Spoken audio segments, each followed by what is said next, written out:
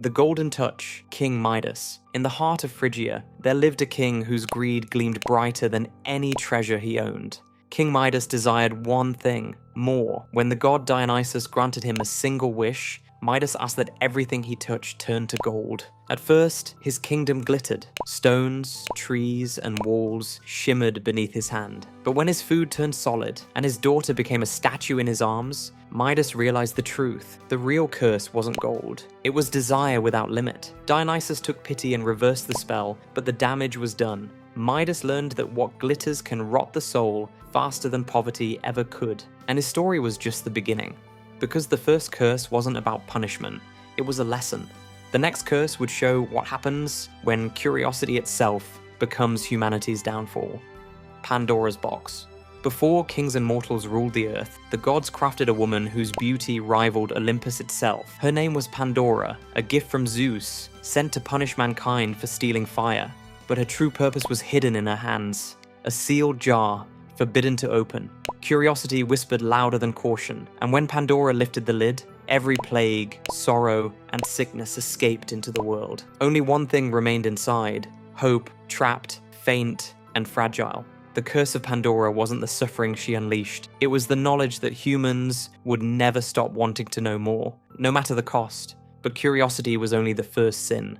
The next curse would twist innocence into something the gods themselves feared to behold: Medusa. Once, Medusa was no monster. She served as a priestess in Athena's temple, pure, devoted, and untouched by mortal hands. But when Poseidon violated her within those sacred walls, Athena's fury fell not on the god, but on the victim. The goddess transformed Medusa's hair into living serpents, and her gaze into a weapon of stone. From that moment, anyone who looked upon her turned to lifeless rock. Medusa fled to the shadows, cursed to be both feared and hunted, a symbol of divine cruelty disguised as justice. Her story is not one of evil, but of transformation, how pain, once inflicted, can consume what's left of humanity. Yet, for all her tragedy, her curse would pale next to the one that defied even prophecy itself: Oedipus. Before he was born, the Oracle of Delphi delivered a prophecy to King Laius. His son would one day unalive him and marry his mother. Horrified, Laius abandoned the newborn on a mountainside to perish, but fate doesn't bow to fear. The child was rescued, raised by another king, and grew into a man named Oedipus, brilliant, proud, and unaware of who he truly was. When the prophecy returned to haunt him, Oedipus fled what he thought was his destiny, only to run directly into it. He unalived his real father in a roadside quarrel, solved the riddle of the Sphinx, and unknowingly married his mother, Jocasta. When the truth finally surfaced, Jocasta took her life, and Oedipus blinded himself in horror. Proof that no man, no matter how noble, could escape the will of the gods. But if one man's fate could doom himself, the next curse would show how an entire bloodline could be damned for generations.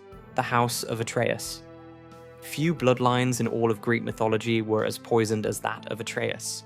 It began with his father, Tantalus, a mortal so favored by the gods that he dined at their table, but arrogance led him to test their divinity. He unalived his own son, Pelops, and served him as a meal to Olympus. The gods resurrected the boy and condemned Tantalus to eternal hunger, a curse that would stain his descendants forever. Generations later, Atreus and his brother Thyestes repeated the cycle. In revenge for betrayal, Atreus murdered Thyestes' children and served them to him at a feast. From that moment, every child born into their bloodline carried the weight of divine disgust. Their descendants, Agamemnon, Orestes, and Electra, inherited the madness and murder that began with one act of pride. The House of Atreus proved that curses don't fade with time. They grow, feeding on the sins of those who came before. But where the Atreids were bound by vengeance, the next curse would bind its victim with truth, a truth no one would ever believe. Cassandra. Among the children of Troy's King Priam was Cassandra, gifted with beauty, intellect, and a devotion to Apollo. When the god desired her, she agreed to hear his secrets of prophecy. But when she refused his love, Apollo's gift became her curse. Her visions of the future remained true, yet no one would ever believe them. She foresaw the fall of Troy, the deception of the Trojan horse, and her own death, all ignored, all dismissed as madness. To know the future, yet be powerless to change it, is a punishment even the gods might envy. In the ashes of Troy, Cassandra's screams faded into silence, a warning that truth without belief is the cruelest curse of all. And still, the gods weren't done. The next curse would condemn 50 daughters to an eternity of labor that could never be finished. The Danaids, 50 sisters, daughters of King Danaus, fled across the sea to escape forced marriage to their cousins, the sons of Aegyptus. But when they were captured and wed against their will, their father ordered them to commit an unthinkable act: murder their husbands on their wedding night. 49 obeyed. Only one, Hypernestra, spared her husband's life. For their crime, the gods sentenced the Danaids to an eternal punishment in the underworld, condemned to fill leaky jars with water that could never stay full. No matter how long they labored, their work was never done. Every drop they poured drained away, erasing their effort and their hope. The curse of the Danaids was more than torment. It was futility made eternal. But while they toiled in vain, the next curse struck at a mother whose pride would destroy everything she loved: Niobe. Niobe, queen of Thebes, was blessed beyond measure. Wealth, power, and 14 children who were said to outshine the stars. But pride has always drawn divine wrath. When she mocked the goddess Leto for having only 2 children, Apollo and Artemis, her arrogance sealed her fate. The twin gods descended in fury. One by one, they struck down Niobe's sons and daughters until her palace echoed with silence. In her grief, Niobe fled to the mountains, her tears never ceasing. The gods took pity, or perhaps mocked her further, by turning her into stone, and even as a statue, her face still wept. The curse of Niobe wasn't death, it was remembrance, an endless mourning carved into the world itself. Yet while her sorrow turned to stone, the next curse would be born from the soil. Warriors sprung from the blood of a dragon, the Spartoi. When the hero Cadmus sought to found the city of Thebes, the gods instructed him to slay a sacred dragon and sow its teeth into the ground. From that soil, armed warriors sprang forth, the Spartoi, the sown men. But these soldiers weren't a gift. They were vengeance made flesh. The moment they rose, they turned their weapons on each other, cutting themselves down until only 5 remained. Those survivors became the ancestors of Thebes, a city built on the blood of its own birth. The curse of the Spartoi was simple. From violence came civilization, and from that civilization, more violence. The land itself was cursed to remember its first war, and from those foundations of blood, another curse was born. One that began with a single king who defied a prophecy and doomed his entire line: Laius. Long before Oedipus fulfilled his tragic destiny, the curse began with his father, King Laius of Thebes. Laius once betrayed the sacred laws of hospitality, stealing and violating Chrysippus, the son of his host.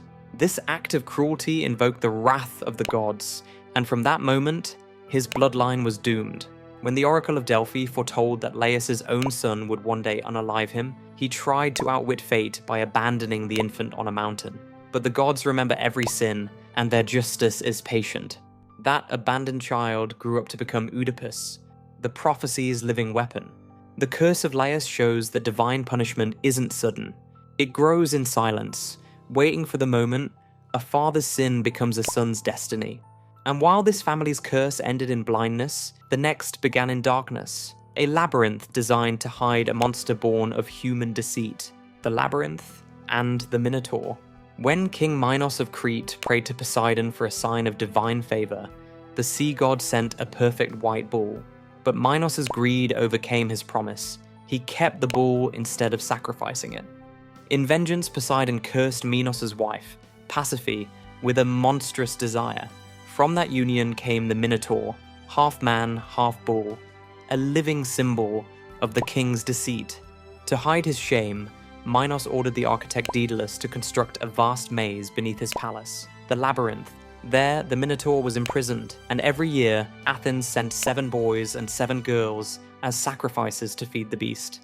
The curse of the labyrinth was deception itself, built to conceal sin, yet destined to reveal it. Because no matter how complex the maze, truth always finds its way out. And when it finally did, the last curse in our story would fall, one born not from gods, but from men, ending a dynasty drenched in betrayal and blood.